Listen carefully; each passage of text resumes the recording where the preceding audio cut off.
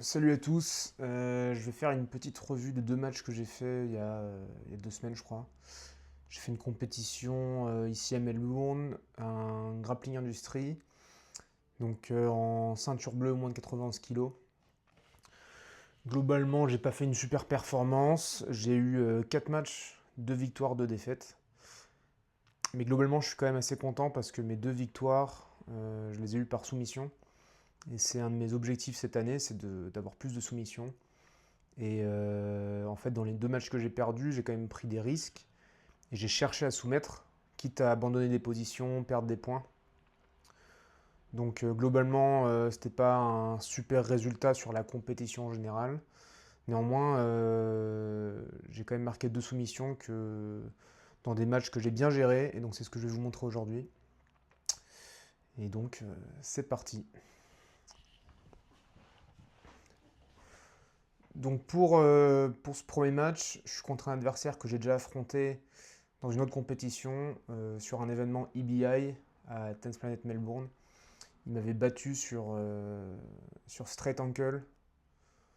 Donc c'est quand même plus simple quand on affronte quelqu'un pour la deuxième fois parce qu'on connaît son jeu.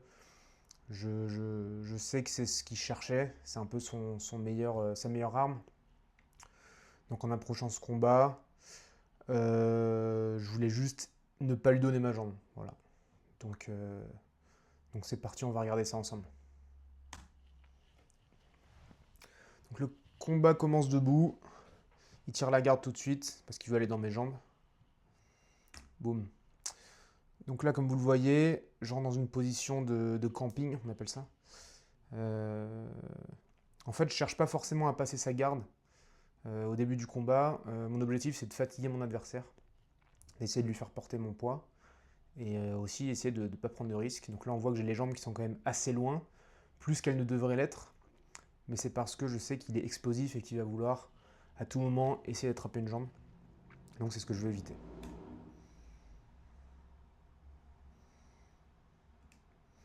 Donc là, vous voyez ma position.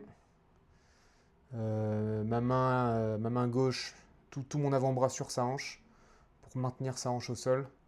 Ma main droite qui contrôle sa jambe droite pour éviter qu'il puisse passer en K-guard ou même en demi-garde.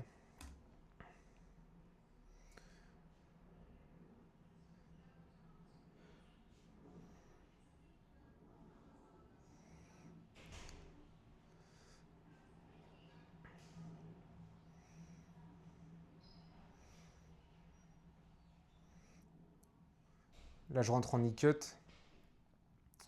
C'est une position où je suis assez à l'aise. Et là, je vais essayer vraiment de lui faire porter mon poids. Donc on voit là que je me sers aussi d'un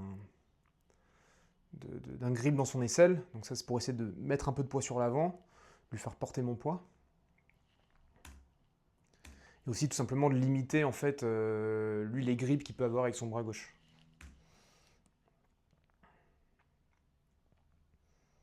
Donc là on voit que je mets beaucoup de poids sur son e-shield, beaucoup de poids sur son aisselle, pour essayer en fait de le mettre dans l'inconfort, de le fatiguer, de le forcer à porter mon poids, que ce soit avec sa jambe ou avec ses bras. Là, détail important, il me donne le knee shield.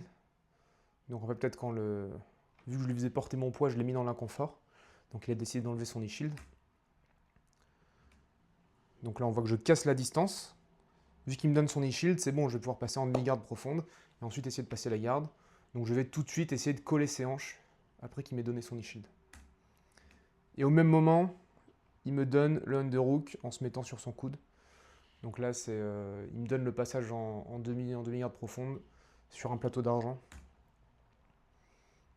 Et donc là, je prends mon temps. Je vais essayer de travailler pour arriver sur le haut de son corps. Donc avoir des underhooks, avoir un crossface. Là, on voit qu'il porte mon poids, donc c'est très bien. Là, je prends pas trop de risques, je prends mon temps. J'installe un crossface petit à petit. Et j'essaye d'isoler son bras. Il est quand même solide, donc j'y arrive pas.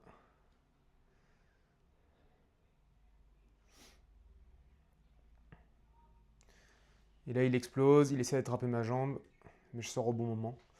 Plutôt que d'essayer de maintenir en fait la demi-garde, vu que je sais que s'il attrape ma jambe, il a beaucoup de chances de me finaliser.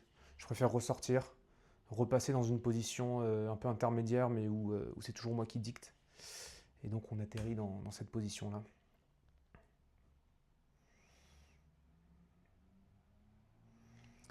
Ensuite, je pense qu'il ne trouve pas les solutions. Donc voilà, il cherche à se relever. Mais très vite, il retire la garde. Donc voilà, dès qu'il tire la garde, je le pousse pour mettre son dos au sol, parce que c'est plus facile pour moi de passer la garde comme ça.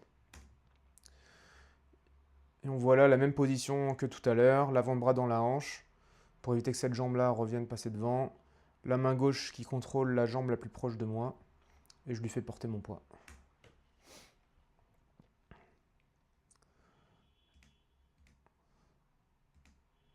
Donc là, je rentre, en fait, c'est la même position, mais encore plus proche de lui.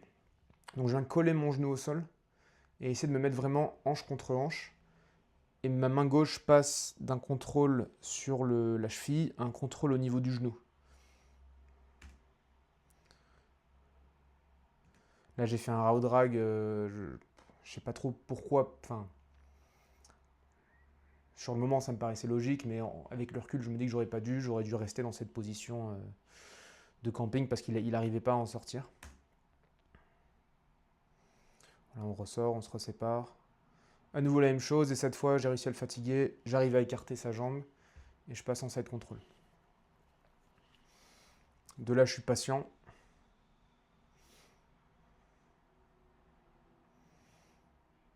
Donc, mes objectifs en side control, c'est d'isoler son bras ici et d'isoler l'autre bras.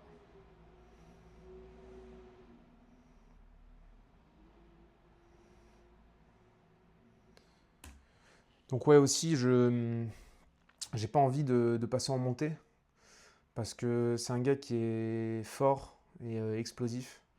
Et donc je sais que si je passe en montée, il va réussir à me virer, à attraper ma jambe et à me finaliser. Donc je préfère rester en side control et j'essaie de trouver la solution depuis le side control.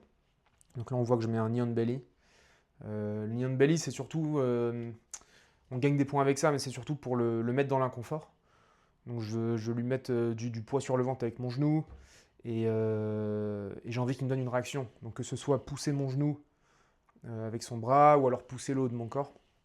Parce que c'est comme ça que moi je vais réussir à construire mon jeu, à attraper un underhook, etc.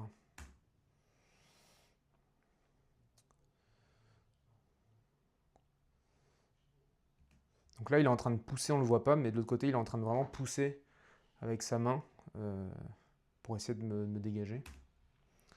Donc là voilà, j'ai réussi à passer son bras en underhook. Je soulève son dos du sol et là je viens glisser ma guillotine, mon chin strap. Et boum. Dès que j'ai son chin strap et que ma guillotine elle est rentrée, ma jambe elle vient sur la hanche pour passer en montée, sécuriser la montée. Et là il n'y a plus qu'à finaliser. Et voilà. J'ai beaucoup travaillé mes guillotines depuis la montée ces derniers mois. Donc, je suis content de l'avoir fait en compétition.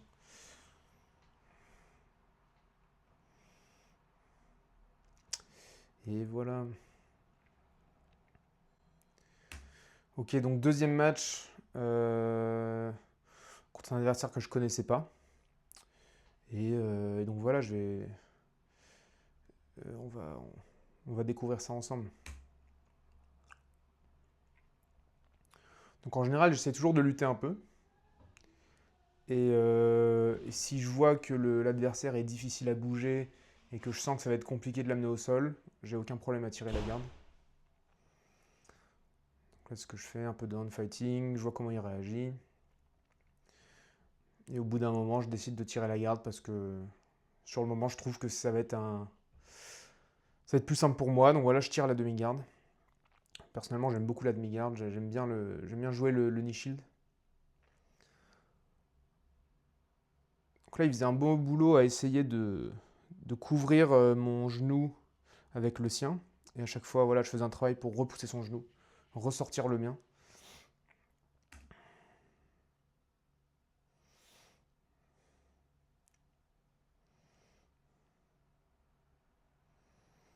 Là, j'attrape une shoy bar de l'autre côté.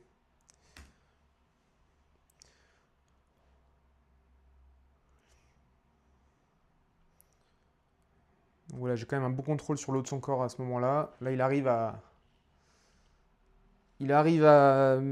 saisir ses mains ensemble, donc c'est dur de séparer ses bras. Et j'ai pas été assez patient sur ce moment-là. Voilà, j'essaie de choper le Kimura grip.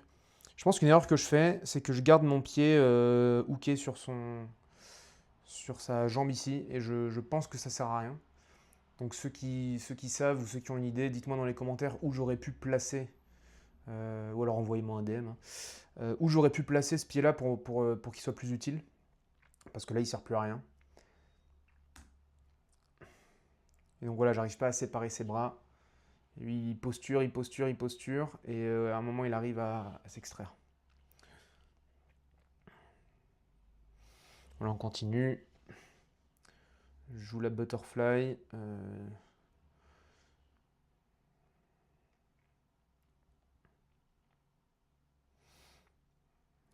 Ouais. Là, pas grand chose à dire. J'essaie de voir ce qu'il fait, de créer des réactions. Là, il me jette pas mal, mais je récupère la garde.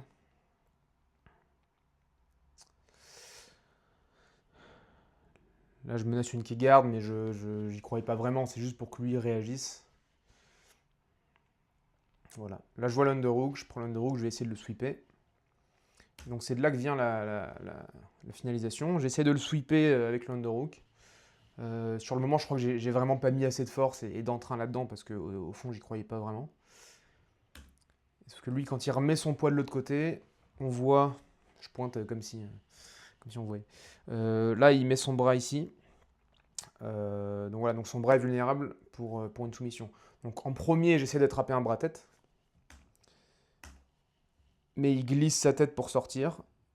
Mais donc je passe direct sur l'isolation de son épaule ici. Et donc là, on va partir sur une soumission, une clé de bras.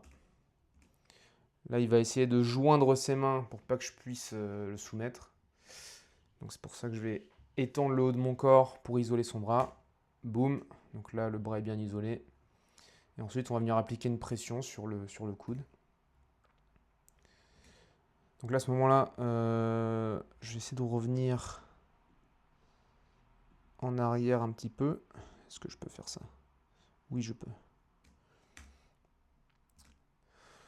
Donc là, je suis sur le coude.